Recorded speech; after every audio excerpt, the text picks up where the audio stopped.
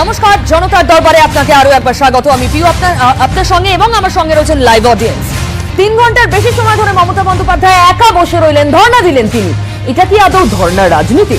তৃণমূল বলছে সত্যাগ্রহ, বিজেপি বলছে একদমই বিকল্প প্রচারের পথ হিসাবে মমতা এটাকে ব্যবহার করার চেষ্টা করেছিলেন, কিন্তু কমিশন পুরোটা দেখেছে।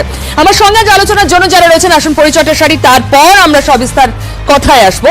তথাগত রায় বিজেপি নেতা আজ আমার সঙ্গে রয়েছেন, তার পাশে রয়েছেন দেবাশিস চৌধুরী আরএসএস এর কার্যকর্তা, তার পাশে রয়েছেন বৈশ্বনাথ চট্টোপাধ্যায় বিজেপি নেতা এবং অরূপ চক্রবর্তী তৃণমূল কংগ্রেস নেতা এবং অরূপ চক্রবর্তী আর এক তৃণমূল নেতা। আমরা প্রত্যেকের সঙ্গে কথা বলবো, কিন্তু তার আগে যে কথা বলছিলাম, মমতা বন্দ্যোপাধ্যায় আজ সমস্ত আলোটুকু শুষে নিলেন। তাকে প্রচারে নিষেধাজ্ঞা জারি করেছিল কমিশন, কিন্তু মমতা বন্দ্যোপাধ্যায় 3 ঘন্টারও বেশি সময় একা বসে রইলেন এবং নানা রকমের ছবি আঁকলেন, এবং এই পুরো সময়টা সমস্ত মিডিয়ার লাইমলাইট শুধু তাকে ঘিরেই ছিল। মমতা বন্দ্যোপাধ্যায় ধর্নায় বসলেন, তিনি নীরব প্রতিবাদ জানালেন। তৃণমূল বলল এটা সত্যাগ্রহ। আসলে কি বার্তা এই নীরব ধর্না থেকে উঠে এলো?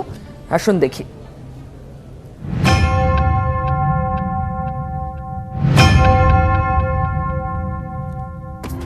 সোমবারই কমিশনের সিদ্ধান্তকে অসাংবিধানিক, অগণতান্ত্রিক বলেছিলেন। মঙ্গলবার প্রতিবাদে বসলেন মমতা একাই গান্ধী মূর্তির পাদদেশে। দেখতে পাচ্ছি ইতিমধ্যে কিন্তু প্রচুর পুলিশ মোতায়েন করা রয়েছে। মমতা বন্দ্যোপাধ্যায় এসে পৌঁছে গিয়েছেন, তিনি তার ধর্ণা কর্মসূচি শুরু করে দিয়েছেন। জানিয়েছিলেন 12টা থেকে, কিন্তু ঠিক 11টা 34 তিনি এসে এখানে পৌঁছেছেন। গান্ধী মূর্তির সামনে ঠিক এসে পৌঁছেছেন। কোনো মঞ্চ নেই, সঙ্গে নেই দলের কোনো কর্মী, একা মৌন প্রতিবাদ। গান্ধী মূর্তির সামনে গান্ধীগিরি, নীরবে প্রতিবাদ। প্রতিবাদের ছবি, হাতের রং তুলি, ছবি আঁকলেন তৃণমূল নেত্রী। তৃণমূলের স্লোগান, পতাকা মঞ্চ না থাকলেও কমিশনের সিদ্ধান্তের প্রতিবাদে গান্ধী মূর্তির কাছে হাজির হন তৃণমূলপন্থী শিল্পীরাও। হঠাৎ করে বলল যে 24 ঘন্টা উনি কোনো কথা বলতে পারবে না, কোনো প্রচার করতে পারবে না। এটা কোন রাজ্যে বাস করছি আমরা? যেখানে কোনো রাজ্যের মুখ্যমন্ত্রী তিনি নির্বাচন কমিশন যে সিদ্ধান্ত গ্রহণ করেছেন, সেই সিদ্ধান্তের পরিপ্রেক্ষিতে তিনি এই ধরনের কোনো অবস্থান কর্মসূচি, ধর্ণা অবস্থান কর্মসূচি পালন করছেন। সেই অর্থে দাঁড়িয়ে এই নির্বাচনের সময় অবশ্যই নজিরবিহীন সিদ্ধান্ত। অনুমতি সংক্রান্ত জটিলতায় কোনো মঞ্চ বাঁধা হয়নি। গান্ধী মূর্তির সামনে প্রায় 3.5 ঘন্টা, 3টে নাগাদ শেষ হয় ধর্ণা। কমিশনের নির্দেশ মেনে একেবারে চুপ থেকেছেন মমতা। তবে মঙ্গলবার গোটা দিন তাঁকে নিয়েই সরগরম থেকেছে রাজ্যের রাজনীতি। এত ভয় কেন? এত ভয় কিসের যে একটা মহিলা, একটা নারীকে লড়াই করতে গিয়ে লেজে গোবরে হতে হচ্ছে? আমাদের পার্টির একাধিক নেতাকেও দিয়েছেন, কিন্তু আমরা তার বিরুদ্ধে গিয়ে ধর্ণা দিইনি। মমতা ব্যানার্জি আজকে এটাকেও রাজনীতিভাবে কাজে লাগিয়ে ইলেকশন কমিশনকে আর হেয় করার জন্য এটা করছেন। আমার মনে হয় গণতান্ত্রিক পরিবেশের জন্য ঠিক নয়। মমতা ব্যানার্জি একবার নয়, হাজারবার করে এই নির্বাচন কমিশনের কাছে সুস্থ নির্বাচন করার দাবি আজ থেকে নয়, যুগ যুগ ধরে করছে। হঠাৎ করে নির্বাচন কমিশনের সবকিছু আমার খারাপ লাগবে, এটা তো হতে পারে না। স্কুল থেকে সাসপেন্ড করেছে, প্রিন্সিপালের দরজার বাইরে গিয়ে ধর্ণা দিচ্ছে। আমাদের এরকম স্কুলে কোনোদিন করিনি। মঙ্গলবার সকাল থেকে ভোটের প্রচারে থাকলেন না মমতা, কিন্তু তাঁকে ঘিরেই ভোটের রাজনীতি গরম। ক্যামেরায় সুমন বসু, কুণাল চৌধুরীর সঙ্গে সোমরাজ বন্দ্যোপাধ্যায় এবং আবির ঘোষাল, নিউজ 18 বাংলা। তথাগত দায়, এই পরিস্থিতির তার উপর নিষেধাজ্ঞা, 24 ঘন্টা কোনো প্রচার নয়, পূর্ণ সুযোগ এবং তার সদ্ব্যবহার করলেন মমতা বন্দ্যোপাধ্যায় সহ গোটা তৃণমূল কংগ্রেস। আপনি মানছেন? না, সুযোগ তো দিল নির্বাচন কমিশন। এখন নির্বাচন কমিশন তো নাটুকেপনা করতে পারে না। নির্বাচন কমিশন তো নিজেরা ওখানে গিয়ে ধর্ণা দিতে পারে না, বা নির্বাচন কমিশন রাস্তায় নামতে পারে না। নির্বাচন কমিশন উচিত গাম্ভীর্যের সঙ্গে জিনিসটাকে পর্যালোচনা করে বলেছে যে এর জন্য এই শাস্তি হওয়া উচিত। তাছাড়া নির্বাচন কমিশন কি করতে পারে, সেইটাকে কাজে লাগিয়েছেন মমতা। লাগিয়েছেন তাতে কতটা সুবিধা হয়েছে সেটা 2রা মে তারিখে বোঝা যাবে। কিন্তু আজকে যেটা বোঝা গেল সেটা হচ্ছে যে এই ওর যে ভাবমূর্তিটা আছে জনসমক্ষে, অর্থাৎ উনি স্ট্রিট ফাইটার মানে বাংলায় কি উনি রাস্তায় নেমে মারামারি করেন। এই যে রাস্তায় নেমে মারামারি করেন সেটা আজকে একটু প্যাসিভলি করলেন আর কি, একটু শান্তভাবে করলেন, কোনো হাত পা ছুঁড়লেন না। উনি তো সবসময় এরকম হাত পা ছুঁড়তে থাকেন, হাত পা ছুঁড়লেন না। উনি নিজের নৈশব্দের মধ্যে দিয়ে বুঝিয়ে দিলেন যে উনি এখানেও মারামারি করছেন, এখানেও উনি স্ট্রিট ফাইট করছেন আর কি। এবং কিন্তু কমিশনের মমতার এই ইমেজটা তাকে পলিটিক্যালি বরাবর ডিভিডেন্ড দিয়েছে। আমি দেবাশিস তার কাছে দিয়েছে, কিন্তু একটা জায়গায় গিয়ে তো থামতে হবে। মমতার পথে মানে তিনি সাফল্য পেয়েছেন। সারা জীবন ধরে যদি এই স্ট্রিট ফাইটই করে যান তাহলে তো মানুষের মনে এই চিন্তাটা আসবে যে আমরা কি একটা রাস্তা নেমে মারামারি করতে চাই, এমন একজন মানুষকে মুখ্যমন্ত্রী হিসেবে চাই না যিনি প্রশাসন চালাতে পারেন, এমন পথটা একটা তাকে লোককে। বারবার সাফল্য দিয়েছে, তিনি সেই যে অস্ত্রটা দিয়েছে তিনি সেই অস্ত্রটা বারবার ব্যবহার করেন। তাই তো দেবাশিস দা, কোনো জায়গাটা শেষ আমি হবে আসবো তো, তখন। যাই হোক দেবাশিস বলো। হ্যাঁ না, আমার ব্যক্তিগত মত, ওনার ইলেকশন কমিশনকে ধন্যবাদ জানানো উচিত ছিল। উনি খুব টায়ার্ড হয়ে গেছিলেন, ওনাকে দেখে ওনার বডি ল্যাঙ্গুয়েজই বোঝা যাচ্ছে, মানে উনি ক্লান্ত, খুব স্বাভাবিক। পায়ে ব্যথা। আপনাদের ফুল ব্যাটালিয়ন, উনি একা। না ব্যাটালিয়ন একা হওয়ার ব্যাপার নয়, ওনারও ভাইপো আছে, ওনারও ব্যাটালিয়ন আছে, ওনার ব্যাটালিয়ন চড়া হয় নিরাপত্তা রক্ষীদের উপরে। কেন্দ্র বাহিনীর একজন মারা গেছে ইতিমধ্যে, ওনার কর্মীরা আক্রমণ করে বিহারের একজন কেন্দ্র বাহিনীকে মেরেছে। সেই কেন্দ্র বাহিনী যখন তার মৃতদেহ যখন তার পূর্ণিয়ার গ্রামে গেছে, মৃতদেহ দেখে তার মা মারা গেছে ছেলের মৃতদেহ দেখে। এটা এই পোল ভায়োলেন্সে হয়েছে, ওনার লজ্জা হওয়া উচিত। ওনাকে যখন ইলেকশন কমিশন সেন্সার করেছে, ওনাকে চুপচাপ ঘরের মধ্যে নিজের দোষ স্বীকার করা উচিত ছিল। তারপরে রাস্তায় নেমে উনি এইসব উনি আবার নাটক করছেন, ভাঙা পা নিয়ে হুইল চেয়ারে বসে গোটা পশ্চিম বাংলায় তাণ্ডব করছেন। এই যে দেখুন মমতা বন্দ্যোপাধ্যায়ের পায়ের কি অবস্থা সেটা উনি বেস্ট জানেন, ওনার ডক্টর বেস্ট জানেন। কিন্তু আপনারা যে শব্দগুলো ব্যবহার করছেন, নাটক, নাটুকেপনা, এগুলো কি আপনাদের বিপক্ষে যেতে পারে? সাংবাদিকতা আপনারা করছেন, আপনাদের জানা উচিত ইলেকশন কমিশন কেন ওনাকে 24 ঘন্টা চুপ থাকতে বলেছে। অফ কোর্স আমরা জানি, তো আমরা এটাও জানি রাহুল সিনহাকে কেন বলা হচ্ছে 48 ঘন্টা, আমরা এটাও জানি কেন জবাব দেওয়া হচ্ছে দিলীপ ঘোষের কাছে, আমরা এটাও জানি কেন শুভেন্দুকে সতর্ক করা হয়েছে। আমি আসবো আপনার কাছে অরূপ দা, আমি আসবো। বিষয়টা হচ্ছে যে ওনাকে কেন আমরা দুপক্ষেরটাই জানি দেবাশিস দা, দুপক্ষেরটাই জানি অরূপ দা, আমি আসবো। উনি অরূপ দা পশ্চিম বাংলা অশান্তি ছড়াচ্ছিলেন, ওনার জন্য 4 জন নিহত হয়েছে। আনলিমিটেড বলবো এটা তো হতে পারে না। আমাদের প্রথম কথা হচ্ছে যে নির্বাচন কমিশন তার ক্ষমতা আছে, সে কি সিদ্ধান্ত দেবে সেটা তার এখতিয়ার। আমাদের আজকের যে সত্যাগ্রহ অবস্থান মমতা বন্দ্যোপাধ্যায়, আমরা কমিশনের গাইডলাইনের বাইরে প্রথমত কোথাও যাইনি, কোনো মাইক ছিল না, মঞ্চ ছিল না, বক্তৃতা ছিল না, এক। দ্বিতীয়ত আমাদের বার্তা খুব স্পষ্ট, একটা হাওয়াই চটির যা ওজন, সেই ওজনে আমরা দেখেছিলাম লকডাউনের আগে আমাদের দেশের প্রধানমন্ত্রীকে প্রতি মাসে বিদেশে ডেইলি প্যাসেঞ্জারি করতে, আজকে বাংলায় ডেইলি প্যাসেঞ্জারি করতে হচ্ছে প্রধানমন্ত্রীকে। দুই, কেন্দ্রের স্বরাষ্ট্রমন্ত্রী যার কথায় কথায় যিনি পাকিস্তান আর চীনের বিরুদ্ধে হুঙ্কার দিচ্ছেন, তাকে তো আমরা সিয়াচেনের বর্ডারে দেখতে পাওয়ার কথা, তাকে সদানন্দ দেখতে পাচ্ছি।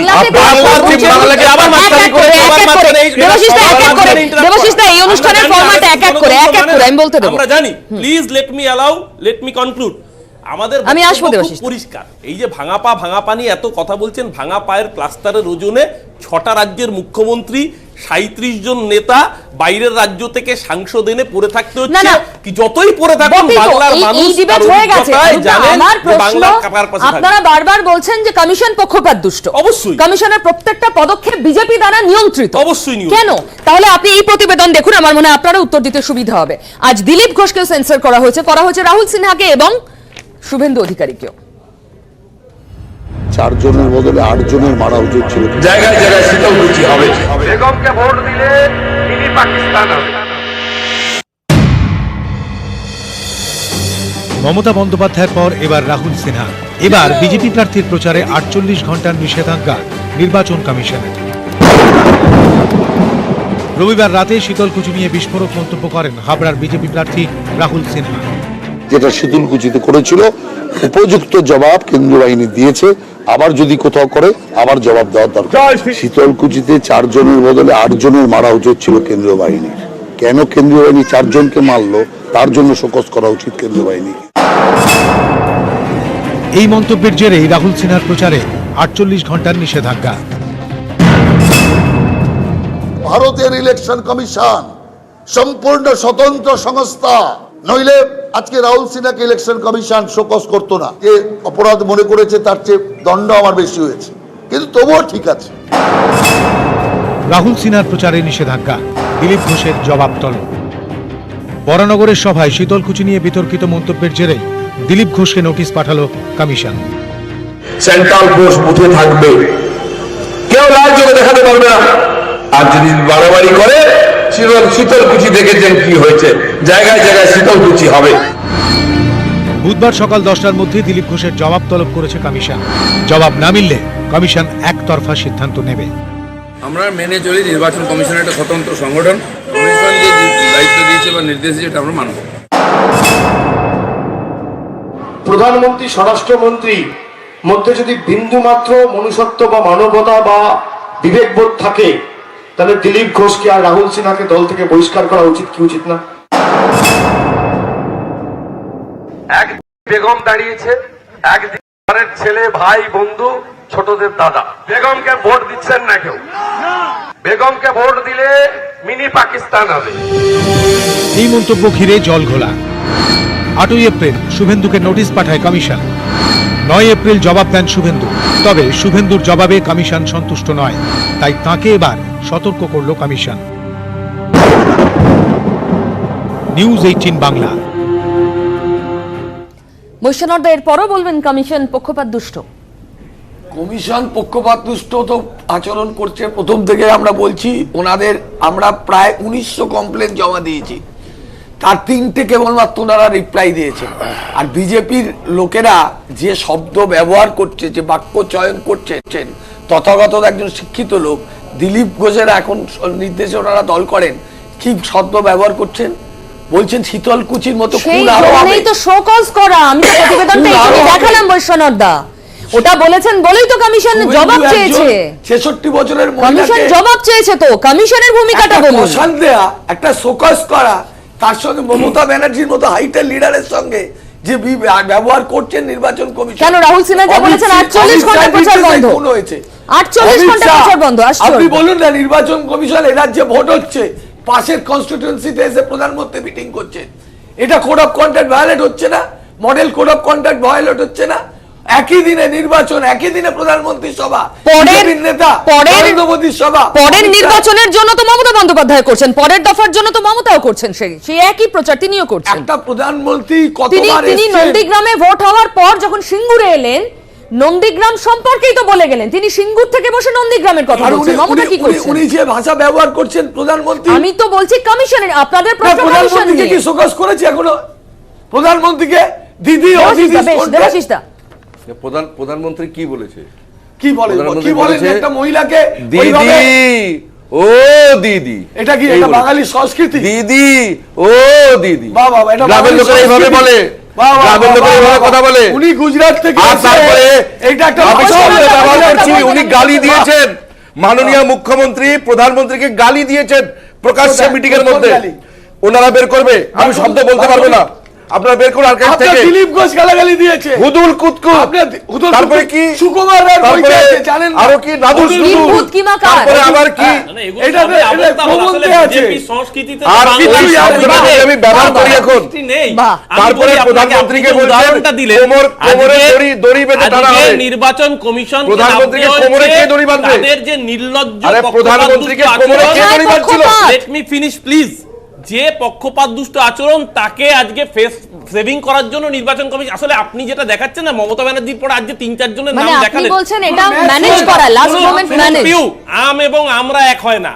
আপনি একদিকে মমতা ব্যানার্জি দেখাচ্ছেন, আরেকদিকে যাদের নাম দেখাচ্ছেন, বাংলার মানুষ জানে যে মমতা ব্যানার্জির জায়গা না, কমিশন কি মমতা বলে আলাদা আলাদা করে বিহেভিয়ার দেখাবেন? প্রত্যেকের জায়গা সমান, সবাই সমান। নিশ্চিত। এবার বলতে দিন, এবার হচ্ছে মমতা ব্যানার্জির বক্তব্যটা দেখান, সেখানে মমতা ব্যানার্জি আবেদন করেছেন, আর উল্টো দিকের বক্তব্যগুলো দেখান, হুঙ্কার দিচ্ছেন, বলছে যে কেন ডাইরেক্ট বুকে গুলি করে মারতে নির্দেশ দিচ্ছি।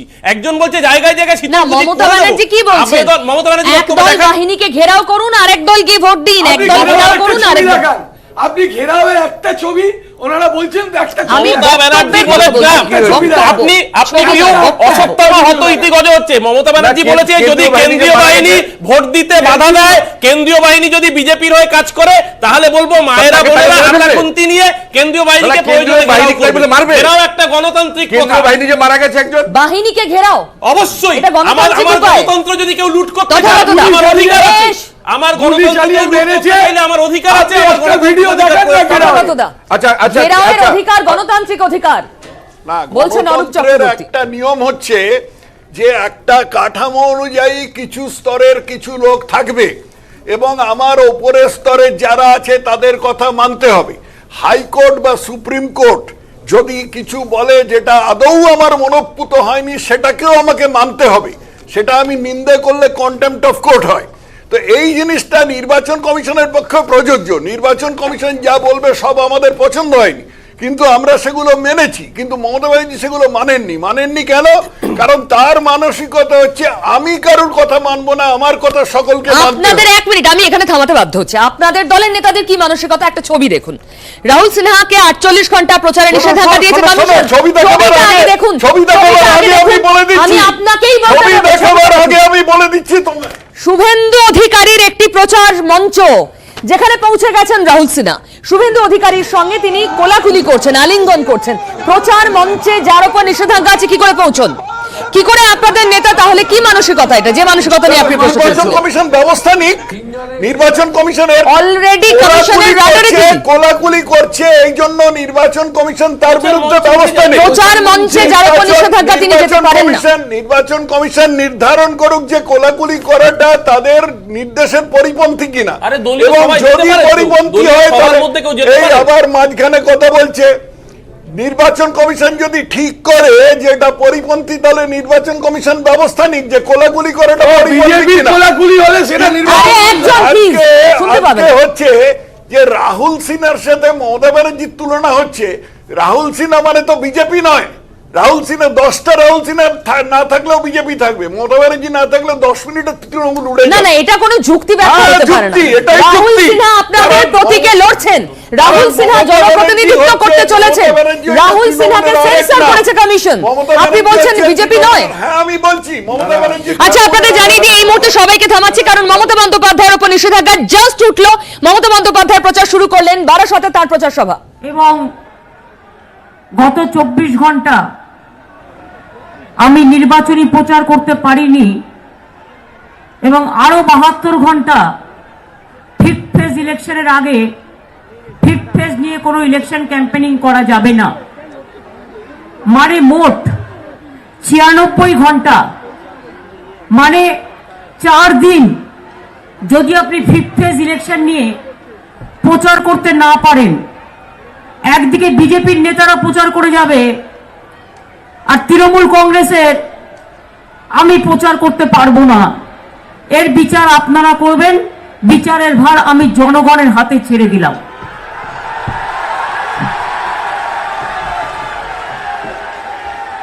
আমি ভেবে পাচ্ছি না একটা ইলেকশনকে কেন্দ্র করে সর্বতভাবে আমাকে আটকানোর প্রচেষ্টা চলছে কেন।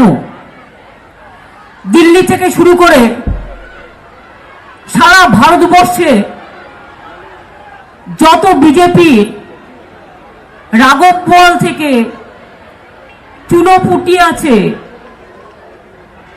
তাদের থেকে শুরু করে গভর্নমেন্ট অফ ইন্ডিয়ার যত এজেন্সি আছে, সবাইকে নিয়ে খালি আমাকে কি করে বধ করা যায়, বাংলাকে কি করে অসম্মান করা যায়, বাংলাকে কি করে অপমান করা যায়, বাংলাকে কি করে দখল করা যায়, এই এক অশুভ প্রচেষ্টা চলছে। আমি পরিষ্কার আপনাদের কাছে বলি অল্প ভাষায়, বাংলাকে গুজরাট করতে দেব না, বাংলাকে গুজরাট করা যাবে না।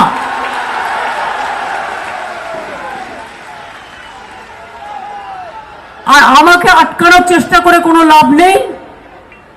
আমাকে ঘাত করলে আমি প্রতিঘাত করতে পারি, আমাকে আঘাত করলে আমি প্রত্যাঘাত করি। আমি ঘরে ঢুকে যাওয়ার লোক নই। একটু আস্তে প্লিজ, এত কথা বললে কি করে হবে, একটু শান্ত প্লিজ। আমি প্রথমেই আমার মা বোনেদের আমার প্রণাম ও সালাম জানাই, অভিনন্দন জানাই। তারা আমাকে আজ গত 1 মাস ধরে আমার একটা পায়ে চোট নিয়েও আমি যে এ প্রান্ত থেকে ও প্রান্ত ছুটে বেড়াচ্ছি, এর জন্য আমি মনে করি আমার মা বোনেদের দুটো পা আমাকে সমর্থন দিচ্ছেন। এবং মা বোনেদের মনের ভাষা, এবং মনে রাখবেন এবার ভোটে বাংলার সম্মান রক্ষা করবে আমার মা বোনের একটা বড় ভূমিকা নেবে, এটা আমি বিশ্বাস করি। আমার ইয়াং জেনারেশন, আমার স্টুডেন্টরা, আমার নিউ ভোটাররা, তারা অবশ্যই তারা বিজেপিকে কেউ ভোট দেবে বলে আমার মনে হয় না, এবং আমার ধারণা এটা প্রতিষ্ঠিত এবং পরিস্ফুটিত। আপনারা বলুন তো আমায়, তোমাদের কাছে লোক লস্কর আছে, তোমাদের কাছে টাকা পয়সা আছে, তোমাদের কাছে সবকিছু আছে, তোমরা কোটি কোটি টাকা নিয়ে নির্বাচনে নেমেছো এবং ভারত সরকারের সব এজেন্সি নিয়ে নেমেছো। তা সত্ত্বেও তোমরা আমাকে এত ভয় পাচ্ছ কেন? কারণটা কি? কারণ একটাই, আপনাদের সামনে আমি একটা ছোট্ট উদাহরণ দিই। স্বামী বিবেকানন্দ, একটু আসছে দেখুন, আমাকে 1 মাস ধরে চিল্লাতে হচ্ছে, একটু কথা কম বলুন প্লিজ।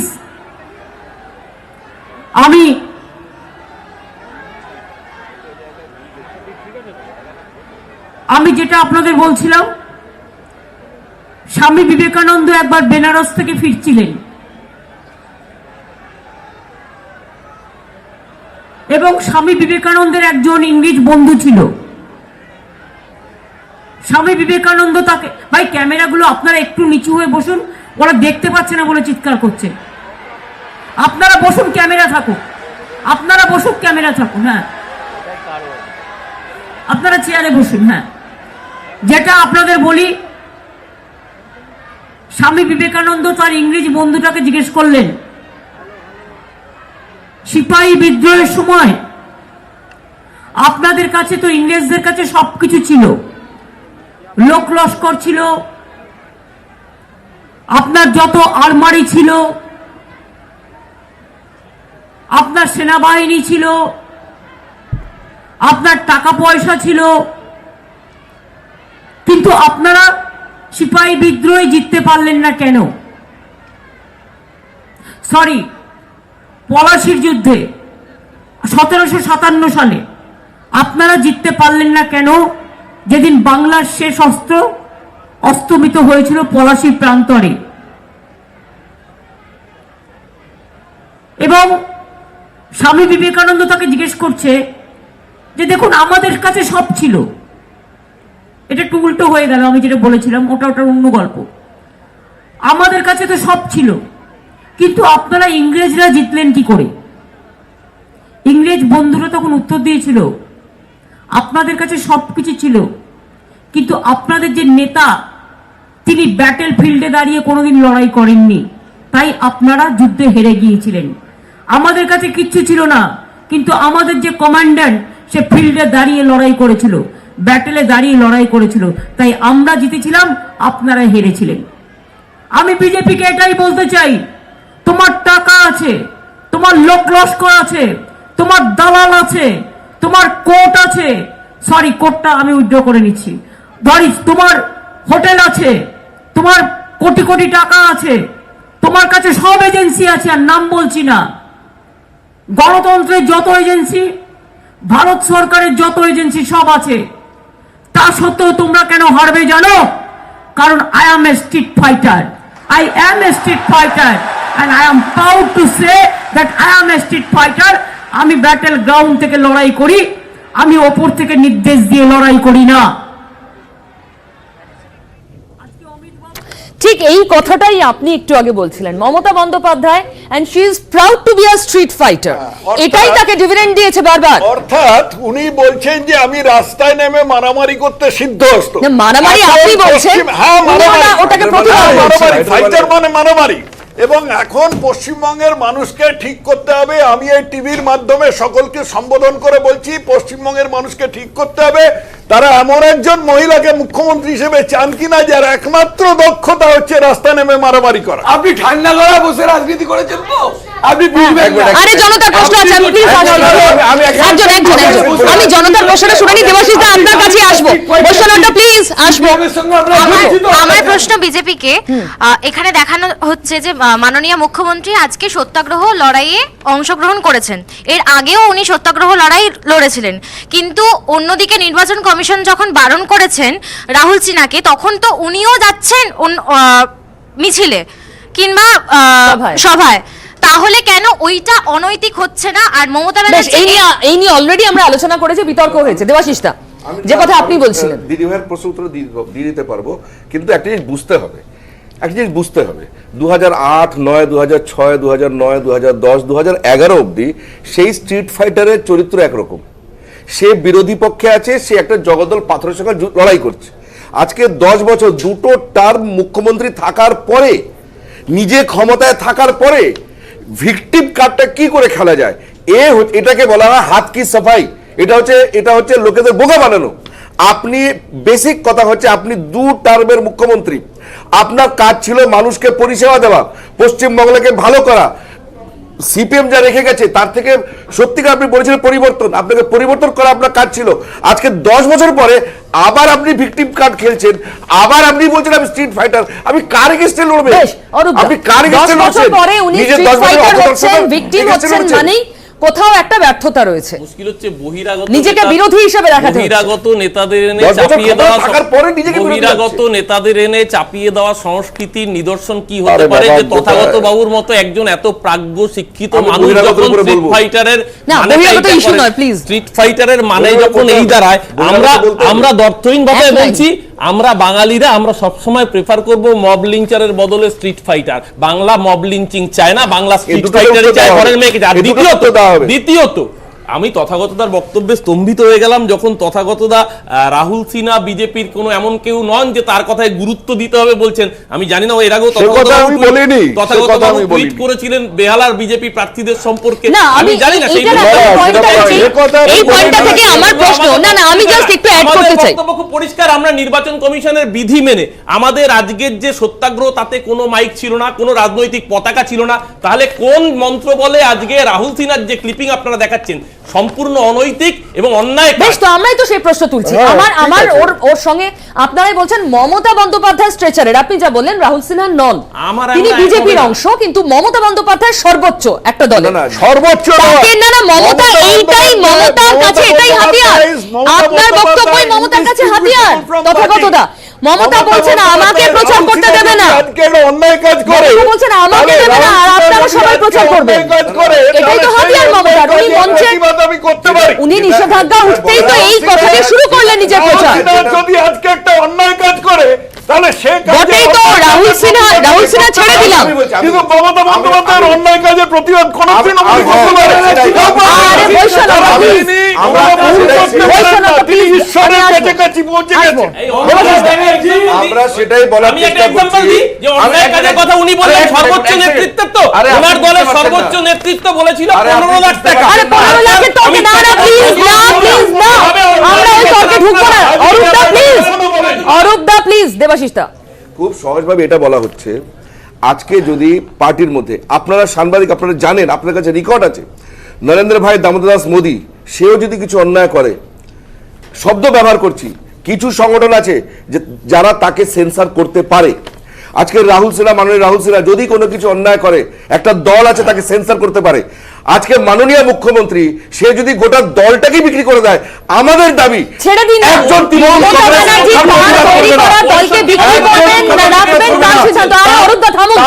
তার সিদ্ধান্ত ছেড়ে দিন। মমতা তার দলকে বিক্রি করছেন কিনা তার ব্যাপার। আমার বাকি থেকে গেল, বাকি থেকে গেল ভারতের নাগরিককে, ভারতের একজন নাগরিককে বহিরাগত বলা। এটা আপনাদের আঞ্চলিকতাবাদ বনাম জাতীয়তাবাদ অলরেডি আমরা ডিবেট করেছি। আমার খুব সংক্ষিপ্ত প্রশ্ন, নিষেধাজ্ঞা ওঠার পরেই যে কথা দিয়ে মমতা শুরু করলেন প্রচার, আমাকে আটকানো হচ্ছে আর বিজেপির নেতারা প্রচার করে বেড়াচ্ছেন আমি একা একজন মহিলা, আমাকে সব জায়গায় যেতে হচ্ছে, আমি দেখুন একটা জিনিস বোঝার চেষ্টা করুন। একটা দল, সাংগঠনিক দল, তার মধ্যে নেতা আছে, ওয়ার্কার আছে, কর্মী আছে। আমরা খুব গর্বের সাথে বলি ভারতীয় জনতা পার্টি একটা দল যেটা কর্মী বেসড দল, ওয়ার্কার বেসড দল, অনেকটা সিপিএম এর মতন। এটা তাহলে ওনারই দুর্ভাগ্য যে ওনাকে বাদ দিয়ে আর কেউ দলে প্রচার করার জন্য ওনার দল এরকম কেন? ওনার দলটা এরকম হবে কেন? আপনারা ওনার নিজের দল এরকম হবে কেন? মমতা বন্দ্যোপাধ্যায় বলেন বিচারের দায়িত্ব জনগণের, কোনো লিডার নেই কেন? আরে ওনার পাশে আজকে কোনো লিডার নেই কেন? আরে আপনি কথাটা বোঝেনই নি, আপনি কথাটা বুঝুন আগে। বলছেন সিপিএম, আপনি বলছেন কাডার বেস, সিপিএম এর মতো কাডার বেস। পাশে কেউ নেই কেন? মমতা ব্যানার্জির পাশে কেউ নেই। মমতা ব্যানার্জির দল এত খারাপ, সেই দলের হাওয়াই চটিকে আটকানোর জন্য প্রাইম মিনিস্টারকে ডেইলি আচ্ছা আমি এই তর্ক এখানে থামিয়ে দিতে চাইছি, কারণ তর্কে তর্কে যুদ্ধ লাগবে। আমি আপনাদের দেখাবো পঞ্চম দফা নির্বাচন আগামী শনিবার 17 তারিখ। পঞ্চম দফা নির্বাচনে 45টা আসনে ভোট হবে, যার মধ্যে বেশিরভাগ আসন তপশিলি জাতি অধ্যুষিত। এই ভোট একটা বড় ফ্যাক্টর সব পক্ষের কাছে। হিসেব নিকেশটা কিরকম জানেন? কেন সকলে এত তপশিলির দিকে নজর দিচ্ছে দেখাবে আমার সহকর্মী অতনু। অতনু এসো। খুব স্বাভাবিকভাবে গত কয়েকদিন ধরে আমরা দেখছি একটা তপশিলি জাতি, তপশিলি উপজাতি, তাদের নিয়ে একটা বক্তব্য চলছে। যখন প্রধানমন্ত্রী নরেন্দ্র মোদী এসেছেন তখন তিনি একই কথা বলছেন, এবং সুজাতা মণ্ডলের বক্তব্য, নতুন করে সেই বক্তব্য নিয়ে এবার প্রচারে ঝড় তুলতে চাইছে বিজেপি। কেন? আমরা যদি দেখি আমাদের পঞ্চম দফায় ঠিক যেরকম বললে পিউ যে 45টি আসন, এই 45টি আসনের মধ্যে থেকে আমরা ফিল্টার করে নিই। এর মধ্যে থেকে এসসি রিজার্ভ সিট 45টার মধ্যে কটা? 17টি, যার মধ্যে থেকে আমরা যদি 2019-এর হিসেব ধরি তাহলে দেখবো যে এই 17টার মধ্যে থেকে বিজেপি অনেকটা এগিয়ে রয়েছে, অর্থাৎ হাড্ডাহাড্ডি একটা লড়াইয়ের জায়গা, 45-42 ভাগাভাগি। আমরা খুব সহজভাবে 6টি জেলার মধ্যে, এবার 6টি জেলায় এই পঞ্চম দফায় ভোট হবে, তার মধ্যে থেকে 5টি জেলার হিসেব করছি, সেখানে তপশিলি জাতি উপজাতি কত রয়েছে খুব চট করে আমরা আপনাদের একবার দেখিয়ে দিতে চাইবো। প্রথমে দেখিয়ে দিই, একদম উপর থেকে আসি। প্রথমে আমরা আসি দার্জিলিং এর হিসেব কি বলছেন? দার্জিলিং এর হিসেব বলছে একটি মাত্র এসসি রিজার্ভ সিট রয়েছে, এবং সেই সিটটি 2019-এর লোকসভার ফল যদি আমরা দেখি তাহলে বিধানসভা আসন হিসেবে সেখানে কিন্তু বিজেপি লিড নিয়ে রেখেছে। পরের জেলায় চলে আসি আমরা জলপাইগুড়িতে যদি আমরা আসি, জলপাইগুড়িতে দেখব যে 4টি আসন এসসি সংরক্ষিত। এই 4টি আসনের মধ্যে লিড কিন্তু বিজেপি, এবং সেই লিড হচ্ছে 3টি আসনে এগিয়েছিল বিজেপি, 1টি আসনে এগিয়েছিল তৃণমূল। এবং ভোট মার্জিন যদি আমরা দেখি, ভোট মার্জিন কিন্তু একেবারে গলায় গলায় লড়াই প্রায় বলতে গেলে। সুতরাং তপশিলি জাতি উপজাতি তাস খেলাটা ভীষণভাবে জরুরি প্রচারের ক্ষেত্রে। পরের জায়গা অর্থাৎ জলপাইগুড়ি হয়ে গেল, দার্জিলিং হয়ে গেল, এবার আমরা চলে আসি নদিয়ায় যদি আমরা দেখি, নদিয়া জেলার ক্ষেত্রে আমরা দেখব 5টি আসন তপশিলি জাতির জন্য। এই 5টি আসনই কিন্তু বিজেপি এগিয়ে রয়েছে, এবং শুধু এগিয়ে রয়েছে বললে বোধহয় ভুল হবে, অনেকটাই এগিয়ে রয়েছে। হিসেব যদি করা যায় তাহলে দেখা যাবে 52% বেশি ভোট পেয়ে রয়েছে, এবং 5টি আসন, নদিয়ার যে 5টি আসন এসসি অধ্যুষিত বা এসসি সংরক্ষিত, সেই 5টি আসনে এগিয়ে রয়েছে বিজেপি। নদিয়া ছেড়ে দিলাম, নদিয়া থেকে এবার চলে আসি পরের জেলায় আমরা আসি উত্তর চব্বিশ পরগনার যে কটি আসন রয়েছে সেই তার মধ্যে থেকে 2টি আসন এসসি রিজার্ভ। উত্তর চব্বিশ পরগনাতেও কিন্তু 2019-এ খুব লক্ষণীয়ভাবে এখানে তৃণমূল অনেকটাই এগিয়ে রয়েছে, অর্থাৎ 56%-এরও বেশি ভোট এখানে রয়েছে। 2টি আসনে এগিয়ে রয়েছে তৃণমূল। বিজেপির জন্য যা কড়া চ্যালেঞ্জ। এবার আমরা আসবো উত্তর চব্বিশ পরগনার পর, এবার আমরা আসবো পরের জেলা কোথায়? পরের জেলা আমরা আসবো উত্তর চব্বিশ পরগনার পরে পূর্ব বর্ধমানে যদি আমরা যাই, সেখানে দেখা যাচ্ছে 5টি আসন, এবং এখানেও সেই একই ব্যাপার।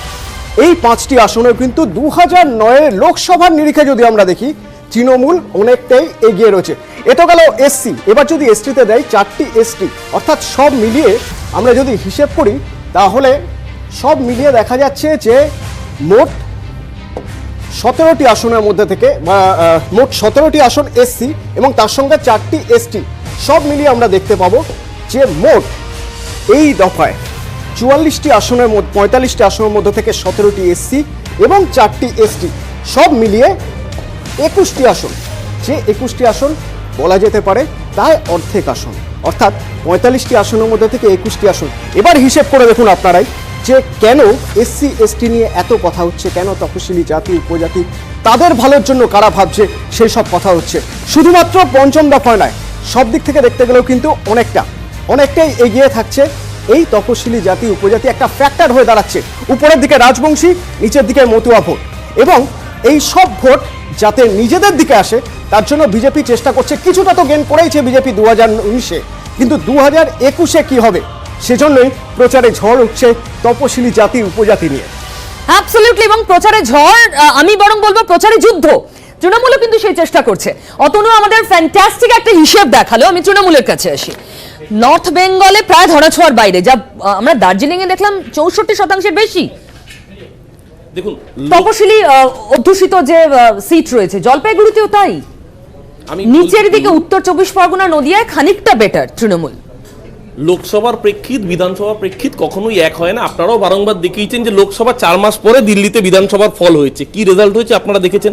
এমনকি বিহারেও কদিন আগে যে বিধানসভার নির্বাচন হয়েছে, লোকসভার ফলাফল কখনোই সেখানে কন্টিনিউ করে না, কারণ বিধানসভার ডিমেনশন বলুন, প্রেক্ষিত বলুন, পুরোটাই আলাদা হয়। এক, দ্বিতীয়ত আপনাদের এখানে শুরুর সময় আপনারা একটা ক্লিপিং দেখাচ্ছিলেন অমিত শাহর একটি বক্তব্য নিয়ে, যেখানে আজকে দার্জিলিংয়ে গিয়ে অমিত শাহ বলেছেন যে দার্জিলিংয়ে এনআরসি হবে না, গোর্খা ভাইদের কোনো ভয় নেই। আপনাদের শুরুর সময় দেখছিলাম, অদ্ভুত সারপ্রাইজিং দেখুন, আজকে এখানে মতুয়া সম্প্রদায় বলুন বা তপশিলি বন্ধুদের বলুন বা রাজবংশীদের, আজকে বারংবার করে বলা হচ্ছে তাদের নাগরিকত্ব দেওয়া হবে। এই খুরোর কল ঝুলিয়ে 2019-এর লোকসভায় তারা ভোট নিয়েছিলেন।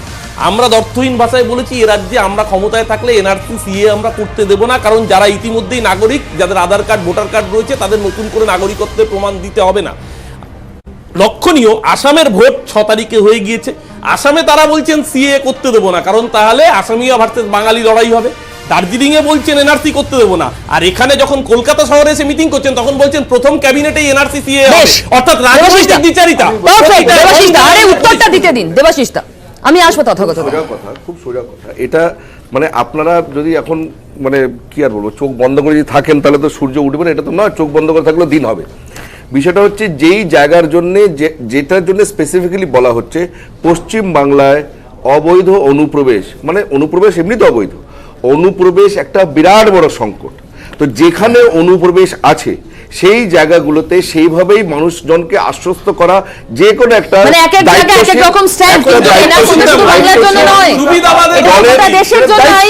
সিএ গোটা দেশের জন্য, এক মিনিট, সিএ গোটা দেশের জন্য, কিন্তু এনআরসি একটা আইন পাস করে এনআরসি পৃথকভাবে হবে। সি এর করোলারি হচ্ছে এনআরসি, তো সেই জন্য সি আইন পাস হয়ে গেছে, সিএ তে কোনো আর কেউ আটকাবে না।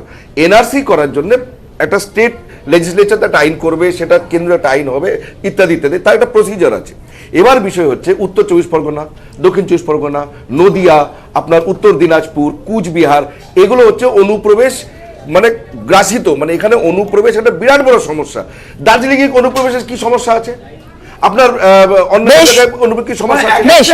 জেলা ভিত্তিক যেখানে ঘুষপেট সমস্যা সেখানকার দাওয়াই আলাদা। একটু বলা বাকি আছে। প্রথম কথা হলো যে ভাঁওতাটা আমরা দেখছি যে আমি সকলকে নাগরিকত্ব দিয়ে দিয়েছি, এটা একটা হাস্যকর ভাঁওতা। কারণ সংবিধানের 7ম তপশিলের 17 নম্বর এন্ট্রি অনুযায়ী কেন্দ্রীয় সরকার ছাড়া নাগরিকত্ব কেউ দিতে পারে না, কোন রাজ্য মুখ্যমন্ত্রী দিতে পারে না। অথচ উনি অম্লান মদনে বলছেন সকলকে সকলের নাগরিক আমি নাগরিকত্ব দিয়ে দিয়েছি। উনি কি সংবিধানের ওপরে? জানি উনি তৃণমূলের সকলের ওপরে, কিন্তু সংবিধানের ওপরে কি? এই তর্ক এবং এই তর্কের মাঝে লুকিয়ে থাকা কনফিউশন কোথায় যাবে তা নিয়ে রাজনীতি তো চলবেই, কিন্তু এক্ষুনি আমি বৈশ্বনাথের কাছে আসবো। বিজেপির কাছে এই তপশিলি অধ্যুষিত, প্রধানমন্ত্রী যে শব্দটা ব্যবহার করছেন অনুসূচিত জাতি, মানে এসসি এসটি দুটো মিলিয়ে, এরা তাদের পাখির চোখ, এ বিষয়ে কোনো সন্দেহ নেই। এবং সেই পাখির চোখ করতে গিয়ে হাতিয়ার তুলে দিয়েছেন তৃণমূল নেতা সুজাতা মণ্ডল। তার বক্তব্য শুনবো। মানে একটা কথাই থাকে না, কেউ থাকে স্বভাবে ভিখারি আর কেউ অভাবে ভিখারি, তো এখানকার শিডিউল কাস্টগুলো হচ্ছে স্বভাবে ভিখারি। তপশিলীদের জন্য সংরক্ষিত আসন আরামবাগ, এখানে তৃণমূল প্রার্থী সুজাতা মণ্ডল, তার মন্তব্যেই শোরগোল। क्या दीदी की मर्जी के बिना टीएमसी का कोई भी नेता ऐसा बयान दे सकता है क्या? हमारे दलित समाज को भिखारी तक कह दिया। সুর বেঁধে দিয়েছেন মোদি, এবার কোমর বেঁধে আসরে রাজ্য বিজেপি। সুজাতার বিরুদ্ধে নির্বাচন কমিশনে অভিযোগ জানানোর হুঁশিয়ারি দিয়েছে তারা। এছাড়া আম্বেদকর জয়ন্তীতেও প্রতিবাদ কর্মসূচি। সোশ্যাল মিডিয়ায় আর নয় তপশিলি অপমান প্রচার। সোমবার সুজাতার বিরুদ্ধে জাতীয় তপশিলি কমিশনের নালিশও করেছে বিজেপি। পশ্চিমবঙ্গ বিজেপির এসসি মোর্চা নির্বাচন কমিশনে একটি অভিযোগ দায়ের করবে শ্রীমতী সুজাতা মণ্ডলের মন্তব্যের বিষয়ে। 14 তারিখ থেকে ডক্টর বি.আর. আম্বেদকর জন্মবার্ষিকীতে সমস্ত জেলার সদর দপ্তরে মূর্তির পাদদেশে মোমবাতি প্রজ্বল এবং মাল্যদান করে প্রতিবাদ জানানো হবে। আমি কখনোই অপমান অসম্মানজনক কোনো কথা তৃণমূলকে বলিনি। আমি বলেছিলাম কিছু মানুষ এই স্বভাব হয়ে গেছে খারাপ, কিন্তু সেটা কখনোই আমি আমার নিজের পরিবার নিজের সম্প্রদায়ের কোনো সিভিল ট্রাইব মহিলারা মানুষকে অসম্মান করিনি। পর্যবেক্ষকরা বলছেন পঞ্চম দফা ভোটের দিকে তাকিয়েই বিজেপির এখন তপশিলি তাস। শনিবার পঞ্চম দফায় 6 জেলায় 45টি আসনে ভোট রয়েছে। এর মধ্যে 21 আসন তপশিলীদের জন্য সংরক্ষিত, 17 আসন এসসিদের জন্য, 4টি এসটিদের জন্য। 19এর লোকসভা ভোটের ফলের নিরিখে এসসি সংরক্ষিত 17 আসনের মধ্যে বিজেপি 9টিতে এগিয়ে, তৃণমূল 8টিতে। এসটি সংরক্ষিত 4 আসনে বিজেপি 3টিতে এগিয়ে, তৃণমূল 1টিতে। পর্যবেক্ষকদের মতে এই ফলকে মাথায় রেখেই সুর চড়াচ্ছে বিজেপি, শান দিচ্ছে তপশিলি আবেগে। নিউজ 18 বাংলা। বৈশানন্দ, আমি জানি না উনি যেটা বলেছেন, তারপরে আবার উনি বললেন আমি এটা ওইভাবে বলিনি, আমি কথাটা বলিনি, এবং এটা দলীয় বক্তব্যও নয়। এখন বিজেপির প্রধানমন্ত্রী পর্যন্ত উনি মিথ্যাচার করেন। উনি রিপিটেডলি একটা মিথ্যাকে আমাদের উপর চাপিয়ে দেওয়ার চেষ্টা করেন। উনি প্রথম থেকেই বলে এসছেন, সেই লোকসভা নির্বাচনে উনি বলেছিলেন যে টাকা ফিরিয়ে আনবো 2 কোটি। আমি বলছি তো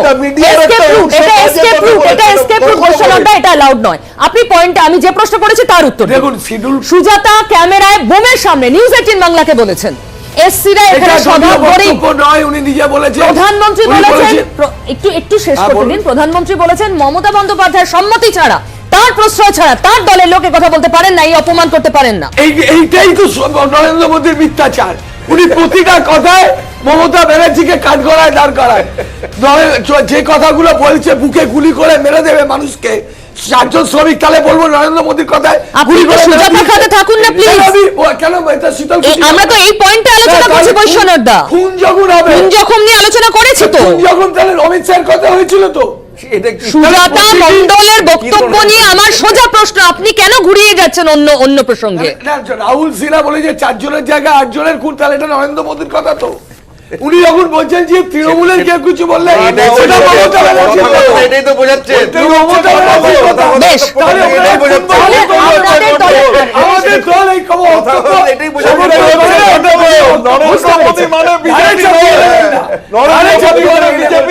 নরেন্দ্র মোদীর আগেও বিজেপি ছিল, পরেও বিজেপি থাকবে। নরেন্দ্র মোদী আর অমিত শাহ বিজেপি আবার আসবো প্লিজ।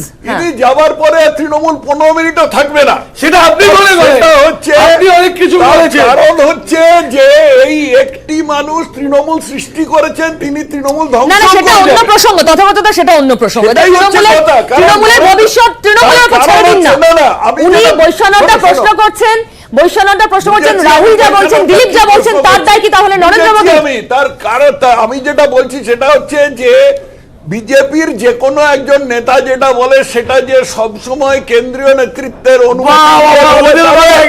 কিন্তু মমতা ব্যানার্জির কথা ছাড়া কোন কেউ এটা আপনি কিভাবে জানছেন? এই দলের নিয়ম কানুন তো আপনি তো বিজেপি। বৈশ্বনাথদা বলতে চাইছেন যে যতক্ষণ না মমতা বন্দ্যোপাধ্যায় বলছে ওনার দলের যা ইচ্ছা যা বলুক তার কোনো মানে নেই, উনি যা বলছে তারও কোনো মানে নেই, ভাইপো যা বলছে তারও কোনো মানে নেই, যতক্ষণ না মাননীয় মুখ্যমন্ত্রী বলছে বাকি ওনার দলের সব কথা নিরর্থক, এটাই উনি বলার চেষ্টা করছেন। কিন্তু নরেন্দ্র মোদী এসে যখন একাধিক মঞ্চ থেকে বলছেন এবং এটাকে হাতিয়ার করে সোশ্যাল মিডিয়ায় ভাইরাল ভিডিও উল্লেখ করছেন মমতাকে দুশ্চেনের জন্য, সেটা তৃণমূল কিভাবে কাউন্টার করবে? আলোচনাটা ছিল তপশিলি জাতি উপজাতিদের নিয়ে, সেখান থেকে সুজাতা খা অস্ত্র তুলে দিয়েছেন বিজেপির হাতে, এটা এখনকার আলোচনা। অবশ্যই আমাকে একটু বলতে দিন। এখানে দেখছিলাম বিজেপির প্রতিনিধি বলছেন যে আম্বেদকর দিবসে তারা এটা নিয়ে প্রতিবাদ করবেন। ভারতবর্ষের বুকে একটা ছাত্র সংগঠন আছে যার নাম আম্বেদকর স্টুডেন্ট ইউনিয়ন। এই ছাত্র সংগঠনটার প্রতিষ্ঠা হয়েছে হায়দ্রাবাদ বিশ্ববিদ্যালয়। হায়দ্রাবাদ বিশ্ববিদ্যালয়ের একজন তপশিলি ছাত্র যার নাম রোহিত ভেমুলা, তাকে পিএইচডি থেকে সরিয়ে দিয়ে তাকে আত্মহত্যা করতে বাধ্য করেছিল এই বিজেপি সরকার। আজকে শিডিউল কাস্ট নিয়ে এই বলার সময় বলতে হবে না আরএসএস চরিত্র, আরএসএস চরিত্র এটা বলতে হবে না। এই শিডিউল কাস্ট নিয়ে দরদ দেখানো বিজেপি আজকে ভারতবর্ষ ভোলেনি হাতরাসের মেয়েটির ঘটনা, যাকে রেপ হওয়ার পরে ধর্ষণ করে খুন করার পরে 11 দিন উত্তরপ্রদেশের পুলিশ তার বিরুদ্ধে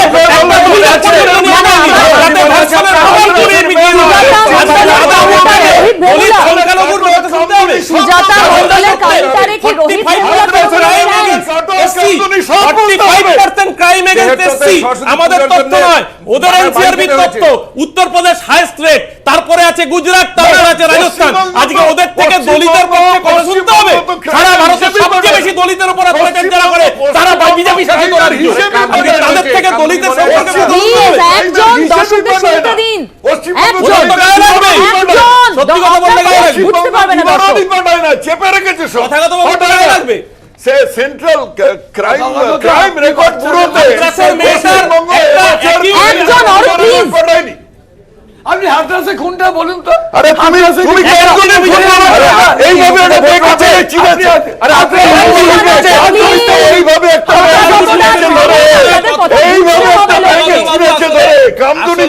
আসলে তথাগত বাবু বাঙালি মেয়েদের অপমান করতে সিদ্ধহস্ত, ওই জন্য বাংলার মেয়েদের এই তর্ক চলবে, এই তর্ক চলবে এবং আপনারা বুঝতে পারছেন তর্কের বাইরে আর কোনো উত্তর নেই। তবে পারস্পরিক আক্রমণে এই মুহূর্তে রাজ্য রাজনীতির সংস্কৃতি জেপি নাড্ডা বনাম অভিষেক বন্দ্যোপাধ্যায়। माटी मानुष का बात करने वाली न माँ का ख्याल रखा, न माटी की इज्जत रखी और न ही मनुष्य की चिंता हुई।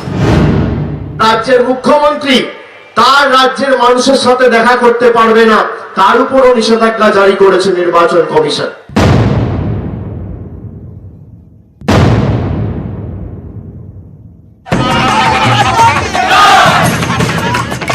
পঞ্চমীর প্রচার তুঙ্গে, প্রতিপক্ষকে 1 ইঞ্চি জমিও কেউ ছাড়ছে না। 17 এপ্রিল পূর্ব বর্ধমানের 8 আসনে ভোট। বর্ধমান বাংলার শস্য ভাণ্ডার। এই বর্ধমানের জমিতে দাঁড়িয়েই মমতা বন্দ্যোপাধ্যায়ের গায়ে কৃষক বিরোধী তকমা সেঁটে দেওয়ার চেষ্টা করলেন নাড্ডা। किसानों के साथ अन्याय हुआ, उनका हक उनको नहीं दिया गया, गरीबों का हक छीन लिया गया, आयुष्मान भारत को यहाँ लागू नहीं होने दिया ताकि उनके स्वास्थ्य की सेवाएं हो सके। নাড্ডার মুখে সিন্ডিকেট বঞ্চনার অভিযোগ। অভিষেকের তোপ তখন করোনা ভ্যাকসিন নিয়ে, সেটাও পূর্ব বর্ধমান থেকেই। 130 কোটি মানুষের মধ্যে কত ভ্যাকসিন পাঠিয়েছে জানেন নরেন্দ্র মোদীর কেন্দ্রীয় সরকার? 1 কোটি। আর বিদেশে কত পাঠিয়েছে জানেন?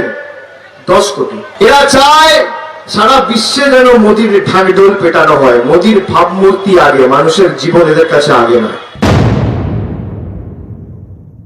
রাজ্যের মুখ্যমন্ত্রী তার রাজ্যের মানুষের সাথে দেখা করতে পারবে না, তার উপরও নিষেধাজ্ঞা জারি করেছে নির্বাচন কমিশন।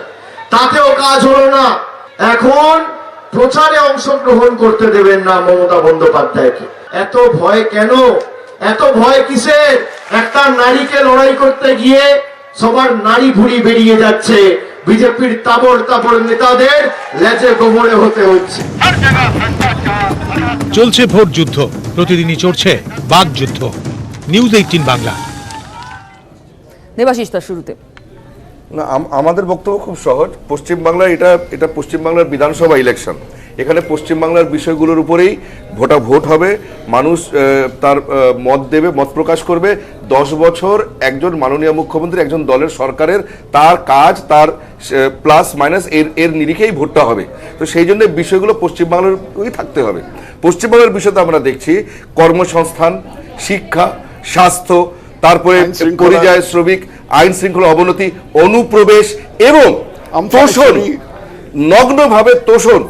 আর একটা বিশেষ সম্প্রদায়কে তোষণ করতে গিয়ে যে অন্যায় এবং দুর্নীতি, কাটবানি, এই বিষয়গুলোর উপরে ভোটাভুটি হবে। সেখানে অভিষেক ভ্যাকসিন নিয়ে অ্যাটাক করলেন নাড্ডাকে। শুধু তাই নয়, মমতা বন্দ্যোপাধ্যায়কে কাউন্টার করার জন্য এর আগে সিবিআই, ইডি, এনআইএ থেকে শুরু করে আজকে নির্বাচন কমিশন সমস্ত কিছুকে ব্যবহার করেছেন। কিন্তু আমরা অর্থহীন ভাষায় বলছি খুন হলো বাঙালি কেন্দ্রীয় গুলিতে, কোনো ভোট যাবে না কো বিজেপির ঝুলিতে। তথাগতদা, প্রথম কথা, ওই এঁচড়ে পাকা ছোকরার কথায় আমি কোনো রকম গুরুত্ব দিতে রাজি নই। মমতা ব্যানার্জি যেটা বলেছেন যে এই ভ্যাকসিনের ব্যাপারটা, এগুলোর তথ্য আমি একেবারেই মেনে নিচ্ছি না। এগুলো তথ্যগতভাবে ভুল যে কথাগুলো বলছে।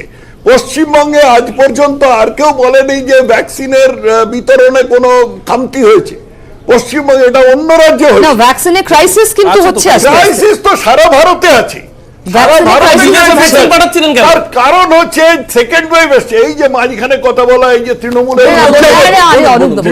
মজ্জাগত, বলুন তৃণমূলের মজ্জাগত, এই যে সারা ভারতেই ক্রাইসিস হয়েছে, সারা ভারতেই শর্টেজ হয়েছে, সেই শর্টেজটা তো বিভিন্ন রাজ্যে ভাগ করে নিতে হবে।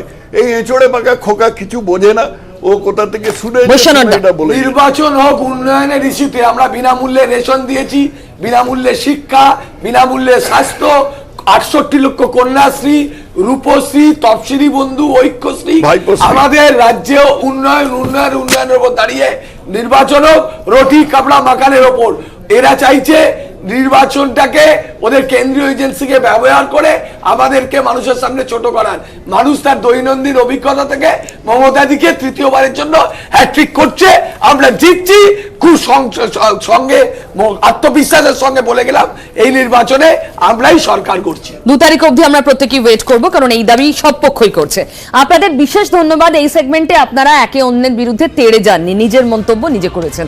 শেষ করবো আজকে জনতার দরবার এখানেই, এবং প্রত্যেক দিন 8টা থেকে 9টা, মানে সোম থেকে শুক্র 8টা থেকে 9টা জনতার দরবার চলতে থাকবে। আর নির্বাচনের দিন ইলেকশন স্পেশাল জনতার দরবার দেখতে ভুলবেন না। সঙ্গে থাকুন নিউজ 18।